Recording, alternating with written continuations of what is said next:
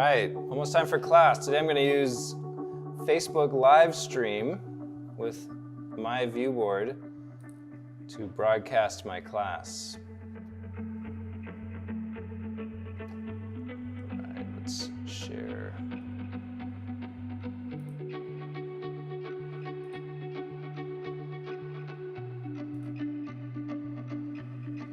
Okay, going live. All right, Johnny, cool. All right, looks like we're all here. So today we're going to learn about circles. And to get started, we're just going to learn about the parts of a circle here, okay? Our circle has a few main parts. First of all, we have the center of our circle is here. It's the center. And that's what the circle is named by. So if this, for example, is C, then this would be called circle C, because that's the letter at the center of the circle. The other important parts of a circle, we have, let me put this in here. This is the radius. And the radius is this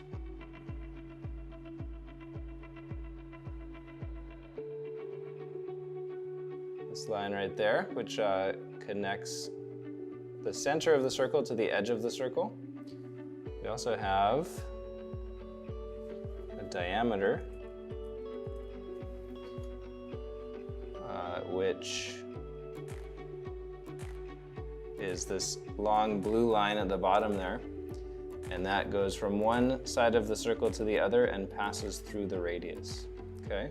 The last part of the circle I want to show you guys and tell you about right now is all the way around the circle. So if we go all the way around like that, this is called the circumference.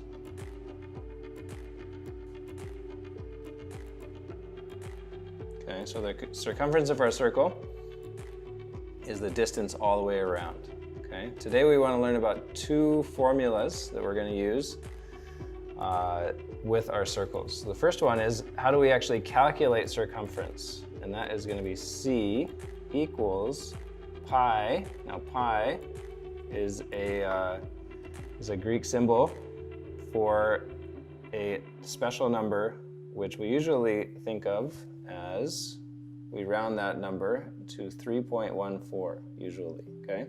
Or 22/7, okay? So we can use those numbers for pi. Anyways, circumference equals pi times diameter, okay? If you have a question, why don't you type it into the comments there, and I'd be happy to answer any questions that anyone has.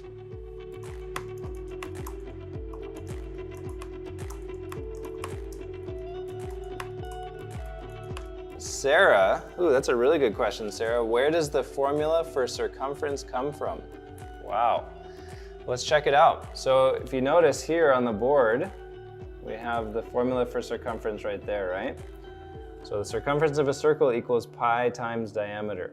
Now, where does this come from?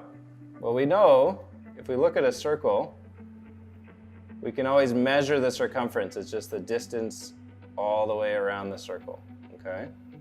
So that is C. But that doesn't give us the formula. That doesn't give us pi or D, right? If I take that measurement and this measurement, which is the diameter, and if I do this is true of all circles, which is pretty cool, and this is where we get pi from. If I do C divided by D, guess what I always get? Circumference divided by diameter every single time is pi.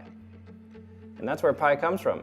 So if I rearrange this formula to get C by itself, I would need to multiply both sides by D to get C by itself, right? Those D's are going to cancel each other out, and I am left with C equals pi D.